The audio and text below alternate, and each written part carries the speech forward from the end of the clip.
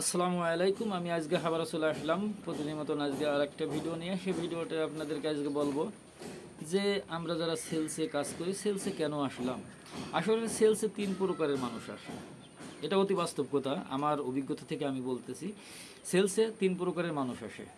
প্রথমত যারা হতাশাগ্রস্ত, কোনো জায়গায় চাকরি পাচ্ছে না, না পেতে পেতে তারা সেলসে আসে।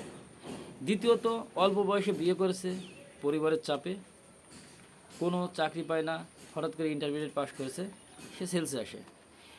তৃতীয় নম্বর যে আছে সে হলো সেলস জেনে শুনে বুঝে সেলসে আসে। এজন্য দেখুন সেলসে যারা আসে তারা 60% লোক ব্যর্থ, 40% লোক গেইন করে। আর এই 40% লোকই সেলসে টিকে থাকে।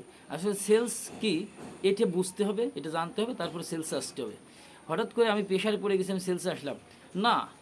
কেন আপনি সেলসে আসবেন? সেলস কি, সেলসটা আগে জানুন, তারপরে সেলসে আসুন। আপনার জন্য সেলস না। এই যে 60% লোক, এদের জন্য সেলস না, এরা এসে সেলসের ক্ষতি করে। 40% লোক যারা জেনে শুনে আসে তাদের জন্য সেলস।